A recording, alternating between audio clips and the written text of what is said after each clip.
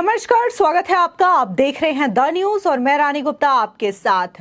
पटना और बेंगलुरु के बाद अब विपक्षी गठबंधन की जो अगली बैठक है वो मुंबई में होने वाली है। बता दें कि 31 अगस्त और 1 सितंबर के बीच में यह मीटिंग होगी। न सिर्फ नाना पटोले बल्कि उद्धव गुट के नेता संजय राउत ने भी इस खबर की पुष्टि की है और उन्होंने ये बताया है कि 30 से लेकर के 1 सितंबर के बीच में विपक्षी गठबंधन की बैठक मुंबई में होगी और इसकी जो मेजबानी है वो उद्धव ठाकरे करेंगे और इसी के साथ ही शरद पवार भी इस मीटिंग में हिस्सा लेंगे।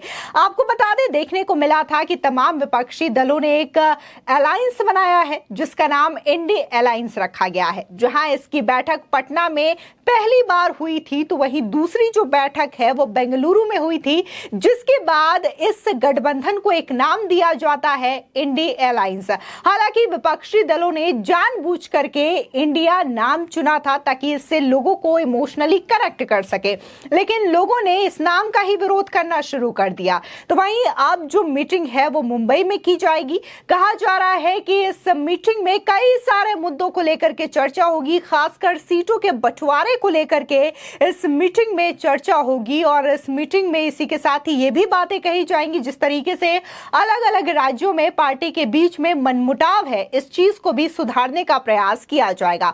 बता दें, इस खबर की पुष्टि करते हुए शिवसेना यानी कि उद्धव गुट के सांसद संजय राउत ने कहा कि पटना और बेंगलुरु के बाद इंडिया अलायंस की बैठक 31 अगस्त और 1 सितंबर को मुंबई में होगी। बैठक की मेजबानी शिवसेना यानी कि उद्धव गुट की ओर से की जाएगी और इसकी मेजबानी खुद उद्धव ठाकरे करेंगे।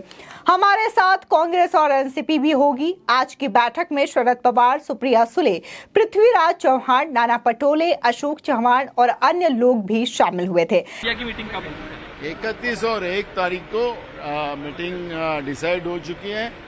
उसकी तैयारी की, बिफोर तैयारी की ये मीटिंग थी और प्रॉपर आयोजन इसमें कैसा करने का उसके बारे में ही चर्चा थी। शिवसेना होस्ट करेगी ये मीटिंग, इस तरह से कहा गया है और डिनर रखा गया है उद्धव ठाकरे की तरफ से। वो तो रखेंगे, अपने अपने तरीके से करेंगे, लेकिन एमवीए इसका होस्ट है। इसी के साथ ही नाना पटोले जो कि कांग्रेस के नेता हैं, उन्होंने भी इस खबर पर मुहर लगा दी है और उनका कहना है कि जो बैठक है मुंबई में वो 31 अगस्त से लेकर के 1 सितंबर के बीच में मुंबई में ही आयोजित की जाएगी और इसकी मेजबानी जो है वो उद्धव ठाकरे और एनसीपी चीफ शरद पवार करेंगे। तो वहीं देखने को मिल रहा है कि ये जो पूरा गठबंधन बनाया गया है इसमें 26 दल मौजूद हैं और इनका ये दावा है कि इस बार ये 26 दल मिलकर के मोदी सरकार को हटा देंगे। तो वहीं आम जनता जो है इस इंडिया अलायंस को नकारते हुए नजर आ रही है। आपको बता दें कि इंडिया अलायंस नाम से बने नए विपक्षी गठबंधन की तीसरी बैठक 31 अगस्त से 1 सितंबर के बीच मुंबई में होनी है। इस मीटिंग की मेजबानी शिवसेना यानी कि उद्धव गुट और एनसीपी शरद गुट मिलकर कर सकते हैं। विपक्ष की मीटिंग मुंबई के ग्रैंड हयात होटल में की जाएगी। दरअसल नया गठबंधन बनने के बाद यह पहला मौका है जब सभी विपक्षी दल किसी ऐसे राज्य में मीटिंग करेंगे जहां उनका कोई सदस्य सत्ता में है ही नहीं। दरअसल महाराष्ट्र में बीजेपी शिवसेना जो कि शिंदे गुट है, वही एनसीपी अजीत गुट की सरकार है। इसमें से कोई भी इंडी अलायंस का हिस्सा नहीं है।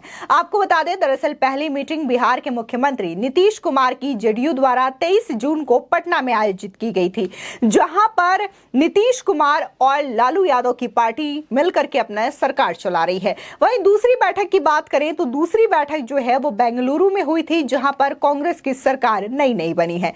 वहां पर 18 और 19 जुलाई को ये बैठक आयोजित की गई थी और इसकी मेजबानी खुद कांग्रेस पार्टी के द्वारा की गई थी। इसके बाद ही ये गठबंधन को नाम दिया गया इंडी अलायंस और कहीं ना कहीं इस मीटिंग के बाद से ही कांग्रेस पार्टी जो है इस विपक्षी गठबंधन में अहम भूमिका निभाती हुई नजर आ रही है। अगर हम पटना की बैठक की बात करें तो पटना में जो मेजबानी का काम था वो दरअसल नीतीश कुमार ने किया था और नीतीश कुमार जो है इस बैठक से पहले ही तमाम पार्टियों के नेताओं के साथ मुलाकात करते हुए नजर आए थे और एक अगुवा के तौर पर काम कर रहे थे और विपक्षियों को एकजुट लाने का प्रयास किया था। जिसके बाद ये मीटिंग पटना में आयोजित की जाती है।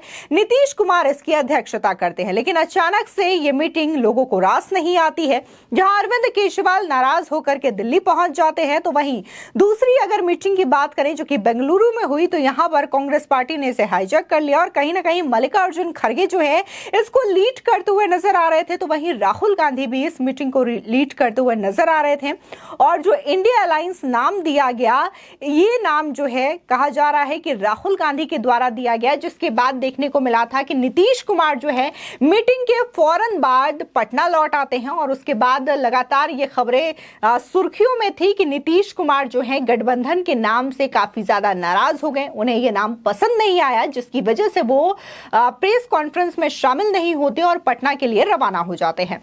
आपको बता दें कि इंडिया अलायंस को लेकर के 11 सदस्यीय कोऑर्डिनेशन कमेटी को भी अंतिम रूप दिया जाएगा। इसमें तमाम दलों की सीटों के बंटवारे को लेकर के चर्चा होगी, जिसमें कांग्रेस, टीएमसी, डीएमके, आम आदमी party, JDU, RJD, Uddhav Thackeray गुट, NCP, Jharkhand Mukti Morcha, Samajwadi party, CPIM से एक एक सदस्य शामिल होंगे। साथ ही गठबंधन के संयोजक पर भी फैसला हो सकता है।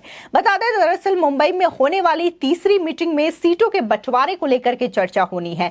गठबंधन में शामिल अन्य छोटे दलों को समिति में जगह नहीं मिलने वाली है। बता दें कि 2024 लोकसभा चुनाव को देखते हुए संयुक्त विरोध प्रदर्शनों और रैलियों को आयोजित करने के एक अन्य पैनल की घोषणा करने की भी संभावनाएं जताई जा रही है। वहीं पार्टी सूत्रों के मुताबिक विपक्षी दलों के बीच बेहतर तालमेल बनाए रखने के लिए एक संयुक्त सचिवालय की भी जल्द घोषणा हो सकती है, यानी कि इन पार्टियों का एक संयुक्त रूप से एक ऑफिस भी ओपन हो सकता है। ये बातें सामने आ रही है।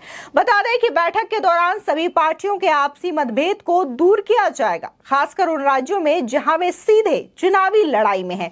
केरल में कांग्रेस और लेफ्ट, पश्चिम बंगाल में लेफ्ट और टीएमसी और कांग्रेस पार्टी, पंजाब और दिल्ली में आम आदमी पार्टी और कांग्रेस पार्टी, उत्तर प्रदेश में समाजवादी पार्टी और कांग्रेस, तो वहीं जम्मू कश्मीर में पीडीपी और नेशनल कॉन्फ्रेंस एक दूसरे के धुर विरोधी हैं। ऐसे में इस मसलों को सुलझाना बेहद जरूरी माना जा रहा है और इसी वजह से इस मीटिंग का आयोजन मुंबई में किया जा रहा है।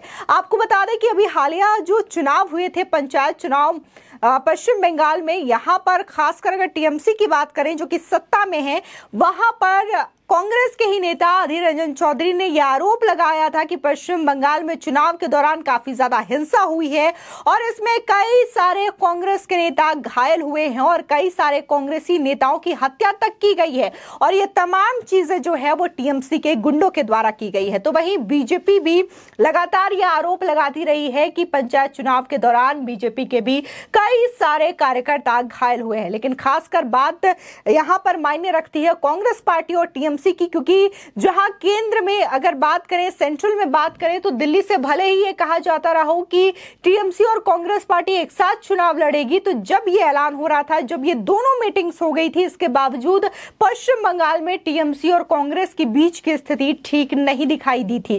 ठीक इसी तरीके से बात अगर हम कांग्रेस पार्टी की करें, आम आदमी पार्टी की करें, तो यहां पर कांग्रेस पार्टी के कई सारे ऐसे दिग्गज और वरिष्ठ नेता हैं जो कि लगातार कांग्रेस आलाकमान के इस फैसले से नाराज दिखाई दे रहे हैं और कई बार उन्होंने अरविंद केजरीवाल के खिलाफ बयानबाजी की है। ऐसे में यह कहा जा रहा है कि कई सारी ऐसी पार्टियां हैं जो कि क्षेत्रीय स्तर पर, राज्य स्तर पर इस तरीके से उनके बीच में मनमुटाव है, जिसकी वजह से शायद सीटों को लेकर के, उनके बंटवारों को लेकर के दिक्कतें पैदा हो सकती है। बता दें कि इंडिया अलायंस में 26 गठबंधन शामिल हैं, जिसमें कांग्रेस, टीएमसी, डीएमके, आम आदमी party, JDU, RJD, Jharkhand Mukti Morcha, NCP जो कि शरद पवार गुट की है, वहीं शिवसेना उद्धव गुट की, Samajwadi party, National Conference, PDP, CPM, CPI, RLD, MDMK, KMDK, VCK और इसी के साथ ही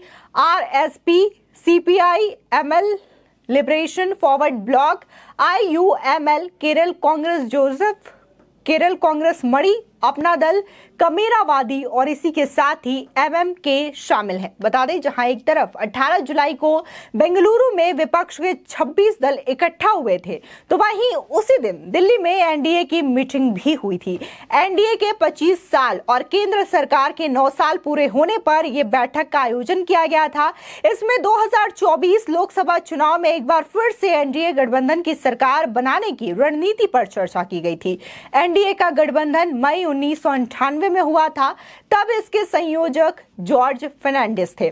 आपको बता दें, दरअसल महाराष्ट्र के सीएम एकनाथ शिंदे शिवसेना की ओर से और एनसीपी के बागी गुट के नेता अजीत पवार, प्रफुल्ल पटेल पटना में हुई विपक्ष की पहली बैठक में भी शामिल हुए थे। शिंदे उद्धव ठाकरे से बगावत के बाद एनडीए में शामिल हो चुके हैं और फिलहाल महाराष्ट्र में शिंदे गुट, अजीत पवार गुट और बीजेपी की सरकार है। ऐसे में यह पहला अवसर होगा जब विपक्षी गठबंधन जो है ऐसे स्टेट में अपनी मीटिंग करने जा रही है जहां पर विपक्षी गठबंधन में से किसी भी पार्टी की सरकार वहां पर नहीं है, बल्कि वहां पर बीजेपी की सरकार है और शिंदे गुट और शिवसेना गुट से अलग हुए नेताओं की सरकार है। ऐसे में देखना होगा कि क्या जो मसला बन रहा है इन विपक्षी पार्टियों का सीटों के बंटवारों को लेकर के और खासकर अन्य राज्यों में जिस तरीके से पार्टियों के आपसी मतभेद है, तो क्या ये आपसी मतभेद इस मीटिंग में सुलझ पाएंगे या नहीं सुलझ पाएंगे, यह भी अपने आप में बड़ा सवाल है। तो वही कहा जा रहा है कि जिस तरीके से पटना में नीतीश कुमार ने इस बैठक की अध्यक्षता की, मेजबानी की, बेंगलुरु में इस बैठक की अध्यक्षता कांग्रेस के द्वारा की गई थी, तो अब इस बैठक की अध्यक्षता जो है उद्धव ठाकरे और इसी के साथ ही शरद पवार की ओर से की जाएगी। खुद इस बात का जो ऐलान है, इस बात की जो पुष्टि है वो संजय राउत ने भी की है, इसी के साथ ही कांग्रेस के नेता नाना पटोले ने भी की है।